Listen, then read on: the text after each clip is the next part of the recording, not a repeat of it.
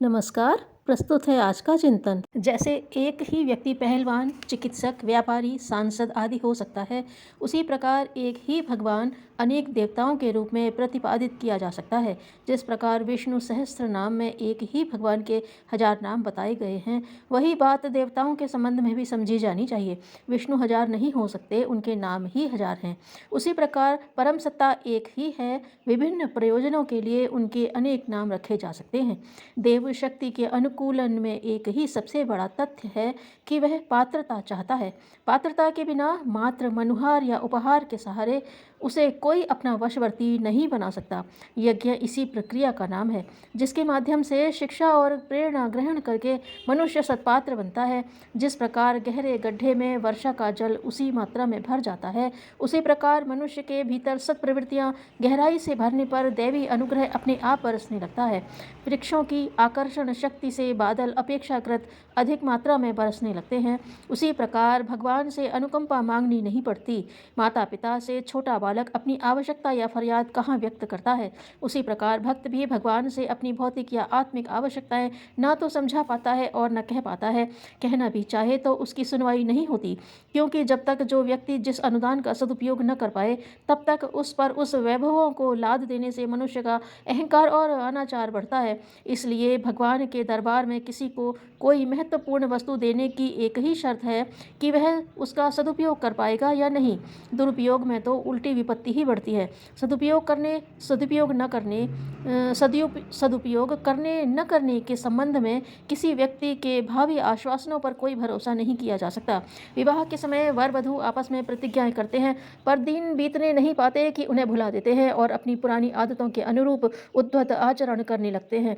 ईश्वर को विश्वास दिलाने के लिए अपने क्रियाकलाप एवं वर्तमान रीति नीति ही संतोष दे सकती है। यज्ञ एक कृत्य भी है और एक दर्शन भी। दृश्य के माध्यम से भावनाएं उभारने की परंपरा पुरानी है। चित्रों और प्रतिमाओं के निर्माण इसी निमित्त हुआ है।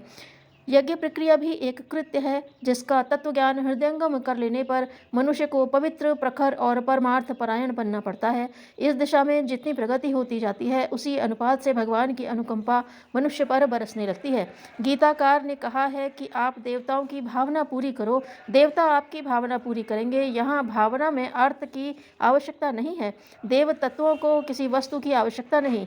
भगवान के पास क्या नहीं है, उसे किससे क्या चाहिए, यहाँ अभिप्राय हवन, शाकल्य, घृत आदि देने में नहीं, वरन यह है कि वे किससे क्या चाहते हैं और मिल जाने पर वे किस प्रकार बलिष्ठ बनते और सहयोग प्रदान करते हैं।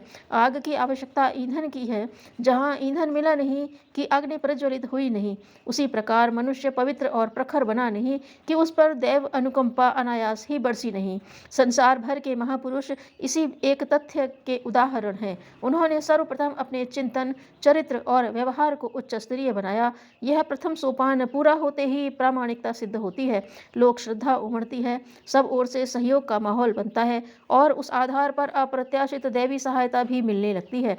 इस तथ्य की साक्षी में हम किसी भी महापुरुष का जीवन क्रम उलट पुलट कर देखते हैं। मात्र याचना में किसे क्या मिला, भिखारी को संपन्न लोग भी 1 रुपया ही देते हैं। उनके नाम अपनी जमीन जायदाद थोड़े ही कर देते हैं। सिद्धियां भगवान की बेटियां हैं, उन्हें वे उसी के हाथों सौंपते हैं जिनसे सदुपयोग की परमार्थ प्रयोजन में लगाए जाने की विश्वास हो। हेय और हीन व्यक्ति को अपनी सुयोग्य कन्या कोई नहीं सौंपता। देवता भी यही करते हैं, वे हर किसी की मनोकामना पूरी नहीं करते। यज्ञ जीवन जीने वाले, जीवन में यज्ञ परंपराओं का समावेश करने वाले ही सिद्ध चमत्कारों का अनुदान प्राप्त करने के अधिकारी माने जाते हैं और उन्हें ही वे मिलती भी हैं। यज्ञ द्वारा देव शक्तियों का आवाहन, अनुमोदन एवं बदले में उनके अनुग्रह की प्राप्ति का शास्त्रकारों ने पूरा जोर देते हुए प्रतिपादन किया है।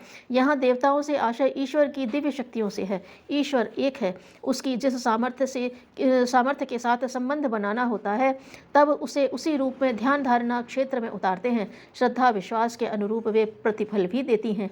अदृश्य देवी शक्तियों के अतिरिक्त मनुष्य में भी वे साकार रूप में विचरते और दृश्यमान होते हैं। मनुष्यों की 3 श्रेणियां हैं, पिशाच, पशु और देव। पिशाच वे हैं जो हृदयहीन, निष्ठुर, कुकर्मी और अपराधी प्रवृत्ति को अपनाते हैं। नर पशु वे हैं जो पेट प्रजनन के अतिरिक्त और कुछ नहीं सोचते। श्रेष्ठ या निकृष्ट करने के लिए जिस साहस और पराक्रम की आवश्यकता होती है वह उनमें होता ही नहीं। इसलिए हे अनगढ़ और अस्त व्यस्त जीवन जीकर मौत के दिन पूरे करते रहते हैं। नर देव या नर नारायण वे हैं जो शरीर की दृष्टि से तो सामान्य मनुष्यों जैसी आकृति के ही होते हैं, पर प्रकृति उनकी उत्कृष्ट स्तर की देवोपम होती है। ऐसे ही लोगों को संत, सुधारक और शहीद श्रेणी में गिना जाता है। ऐसों को ऋषि, महामानव या देवात्मा कहते हैं। गीताकार की वह उक्ति यहाँ भी लागू होती है। आप देवताओं की भावना पूरी करो और देवता आपकी भावनाएं पूरी करेंगे। यहाँ भावना और कामना का अंतर स्पष्टतया समझ लेना चाहिए। भावनाएं परमात्मा परक होती हैं और कामनाएं स्वार्थ परक। उनमें वासना, तृष्णा और अहंता की महत्वाकांक्षाएं भरी रहती हैं, जबकि भावनाओं में उत्कृष्टता, आदर्शवादिता और उदारता ओतप्रोत रहती है। ऐसे देव मानवों की सेवा सहायता करने से वैसा ही लाभ मिलता है जैसा कि राम, कृष्ण, बुद्ध, गांधी के सहयोगियों को मिला और वे सामान्य से असामान्य हो गए। कलेक्टर के चपरासी का जब मान बढ़ जाता है तो वह कोई कारण नहीं कि ईश्वर के समतुल्य बन जाने वाले ईश्वर परायण व्यक्तियों, धर्मात्माओं, तपस्वियों का समान सानिध्य प्राप्त करने का उपयुक्त लाभ न मिले। किसे स्मरण रहे, यह सानिध्य चापलूसी करने से नहीं सधता, वरन उनकी इच्छा अनुसार अपना चिंतन, चरित्र और व्यवहार बदलने से ही संभव होता है।